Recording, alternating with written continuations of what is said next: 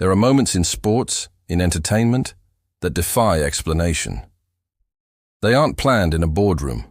They can't be manufactured by a committee of writers. They are rare, raw, and absolutely real. They are moments of pure, unfiltered human emotion.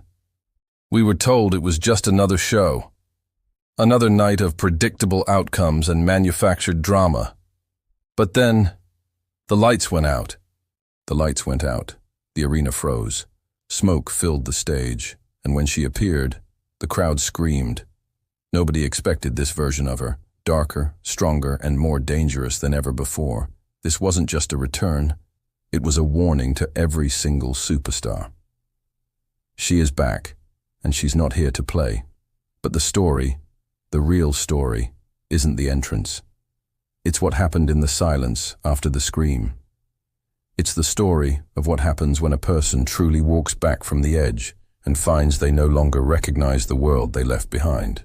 The great howling roar of 20,000 people collapsed, all at once, into a single, shared gasp. It was a vacuum, a sudden, terrifying void of sound. The scream of shock was immediately replaced by a silence that was 1,000 times louder. She just stood there, motionless. The smoke coiled around her boots, refusing to rise, as if it too was afraid to move. The camera operator, trembling, pushed in for a close-up. We all leaned in. We were searching for the person we remembered, the hero, the underdog, the one who always smiled. But there was nothing. Her eyes were not filled with fire. They were filled with ice, a stillness so profound it felt like a threat. She hadn't raised a fist. She hadn't grabbed a microphone. She hadn't pointed at the championship banner. She just was. She was an ending. She was a full stop. In that moment, every single person in that arena and the millions watching at home understood. This wasn't a celebration. It wasn't a reunion. It was a reckoning. She hadn't come back for them. She had come back in spite of them. The air grew cold. The security guards at ringside looked at each other, their professional calm shattered. They weren't protecting the fans from the ring. They suddenly felt like they were protecting the ring from her. The silence stretched for 1 minute, then 2, and with every second, the terror grew. In the digital world, chaos erupted. But it wasn't the usual explosion of OMG and celebratory clips. It was confusion. The algorithm couldn't process the feeling. The internet, a machine built on certainty and immediate categorization, simply broke. Hashtags trended, but they were questions, not statements. Who is she? What happened? Is she okay? That last one. That was the one that echoed the most. People frantically posted old photos of her. Bright colors, wide smiles, high-fiving kids in the front row. They placed these images side by side with the screenshot from the monitor. The gaunt figure, the dark attire, the hollow eyes. The contrast was horrifying. It felt wrong, like looking at an obituary for someone who was still standing. It wasn't hype. It was concern. It was a deep, primal fear. The girl who represented hope had been replaced by this void. This wasn't a heel turn, a simple switch from good to bad. That's a language the fans understand. This was an evolution into something foreign, something unknown. Online, the arguments weren't about whether she could win the title. The arguments were about whether she was even human anymore. The digital world was searching for an explanation, for a simple story. But all they found was a terrifying, silent reflection of their own fear. She had become an icon of uncertainty. Backstage, in the chaotic nerve center known as the gorilla position, there was only silence. The producers, the technicians, the other superstars waiting for their cues. They were all ghosts. The champion, her oldest rival, was staring at a monitor. Her championship belt was draped over her shoulder, but it suddenly looked dull, heavy, cheap. Her face, usually a mask of arrogance, was pale. She wasn't angry. She was terrified. She knew that the person on that screen wasn't the one she had trained with, or the one she had traded victories with. The show's script was now just confetti. The next segment, the planned main event, the pyro cues. All of it meaningless. A producer, headphones on, slowly lowered his hand from the control board. His mouth was open but no sound was coming out. He was supposed to be running a multi-million-dollar live production, but he was just a fan, frozen in awe and dread. One of the younger superstars, who was supposed to have a match next, just quietly turned around, walked back to the locker room, and sat down. What was the point?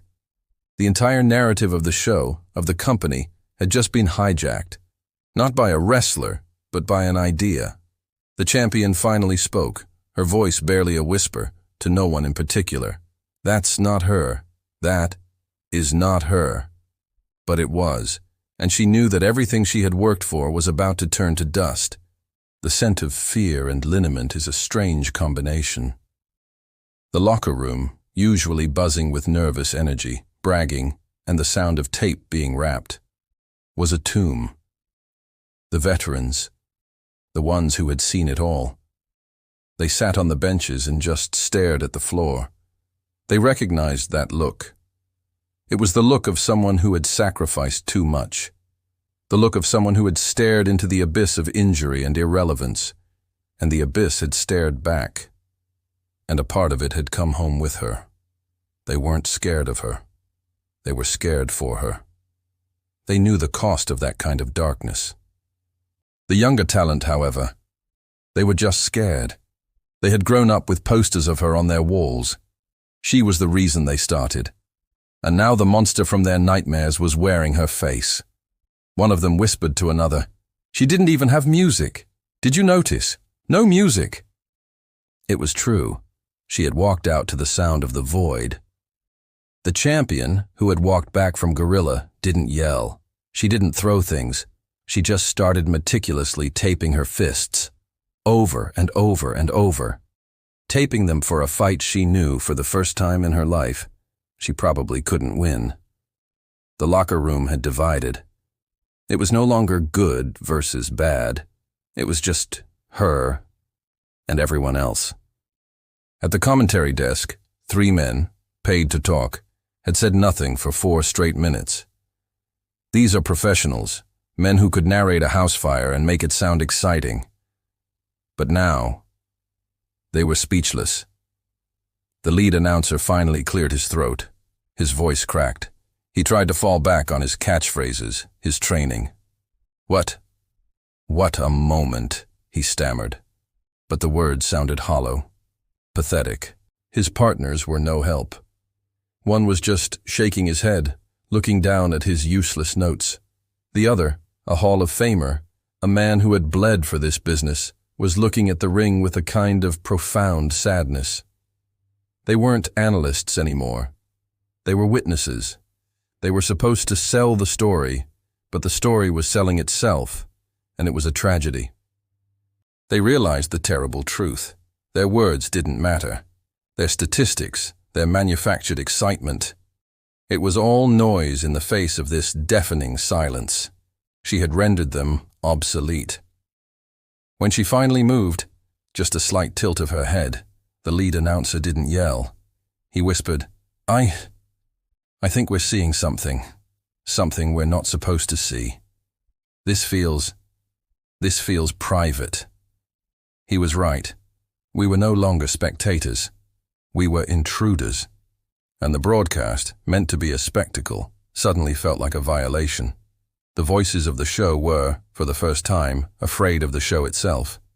To understand the darkness, you have to understand the why. We had to rewind. 2 years ago, a different arena, a different time. She was on top of the world. And then, a flicker of old footage, a knee bending in a way a knee should never bend. A single, agonizing scream that wasn't for the show. That was the last time we heard her voice. She disappeared. Not just from the ring, but from the world. No social media, no interviews. The narrative was that she was recovering. But that was a lie. She wasn't recovering. She was disintegrating. The silence of the hospital room, the echo of doctors saying you might never. It had broken her. The physical pain was one thing, but the psychological pain, the feeling of being forgotten, of becoming irrelevant, that's what had fueled this. This wasn't a comeback, this was a haunting. She had been training in secret not to get stronger, but to get harder. She wasn't healing her body, she was weaponizing her pain. The person on that stage wasn't the woman who got injured. That woman was gone. This was the ghost that injury had created. This was a conversation with her own past. She hadn't come back to win titles. She had come back to prove that the thing that almost destroyed her had, in fact, perfected her. And she was going to make everyone pay for witnessing her moment of weakness. The next morning, the sun rose, but the world felt different. This thing had breached containment. It was no longer a wrestling story. It was on the front page of mainstream sports sites. It was the lead segment on morning talk shows. But they weren't talking about sports entertainment. They were talking about a haunting public display, about a woman's chilling return. Psychologists were being interviewed, analyzing her body language, her profound stillness. The company's stock price. It was a complete mess. It shot up at the open from the sheer volume of buzz, then plummeted as analysts worried about the unstable brand she represented. Was this a PR triumph or a pending disaster? No one knew. The company itself issued a statement. It was 3 words: "She is back." But it read less like a celebration and more like a warning label on a volatile chemical. The company, an entity built on total control, had lost it. They hadn't planned this. This wasn't their story. It was hers. They were scrambling, trying to build a narrative around a black hole. They couldn't. She wasn't a character they could write for. She was a force of nature they had foolishly invited back into their home. The media frenzy wasn't about a return. It was about an arrival. Something new and something terrifying was now loose in the world. In a quiet suburban house, hundreds of miles from the screaming arena, a phone rang. It was her mother. She had watched. Her hands were still shaking. She had been calling for hours, all night, but it just went to voicemail. "Hi, it's me. Again. Honey, please, just call me. Just let me know. Let me know you're in there." But she wasn't. The family, they weren't proud. They were terrified. They were the ones who had sat by her hospital bed. They were the ones who had listened to her cry in the night, not from the pain in her knee, but from the pain in her soul. They had watched her rebuild herself, but they hadn't realized what she was rebuilding with. They didn't see a superstar on that stage. They saw their daughter, the one who had that same hollow look in her eyes just before she disappeared the first time. They knew this wasn't an act. This wasn't a gimmick. This was real. This was the darkness they had prayed would stay away, now broadcast to the world as entertainment. The family's response wasn't joy. It was grief. They were mourning her, all over again, because the person who came back wasn't the one they had lost. It was someone or something else entirely. 1 week later, the anticipation was not joy. It was toxic. The arena was sold out, but the crowd was not a party. It was a tribunal. They were there to be judged. She was scheduled to address her return. She walked. This time, the silence was enforced. There was no music, just the sound of her boots on the steel ramp. Clack, clack, clack. It sounded like a clock, ticking down to an execution. She didn't look at the crowd. She didn't soak it in. She stepped into the ring, which now looked less like a stage and more like a cage. In the center, a single microphone on a stand. She walked to it. She didn't snatch it. She just looked at it. Backstage, we see the champion, watching on a monitor, surrounded by security, a prisoner in her own locker room. The entire roster was frozen, watching. This was it. The explanation, the threat, the warning she had promised. She wrapped her hand around the cold, black microphone. She brought it to her lips. The sound of 20,000 people inhaling at once. A sound you will never forget. And she had said nothing.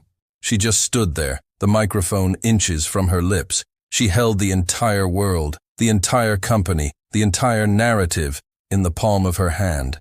She held the power of every unsaid word. The crowd was begging for it, a threat, a justification, a tear, anything. She looked down the barrel of the camera, into every home, into every phone. She looked right into our eyes, and she smiled. It was not a smile of joy, or a smile of arrogance. It was a smile of pity. A smile that said, "You all thought this was for you?" She didn't raise her voice. She didn't have to. She just let the silence answer. Then, with a slow, deliberate movement, she opened her hand. The microphone didn't drop. She placed it back in the stand. She turned, and without a single look back, she walked out of the ring, up the ramp, and disappeared. The terror the crowd felt, was the terror of realizing this was never a comeback. It was a release. The warning. It wasn't for the champion. It wasn't for the locker room. The warning was to the idea. The idea that she needed them. That she needed the titles, or the cheers, or the revenge.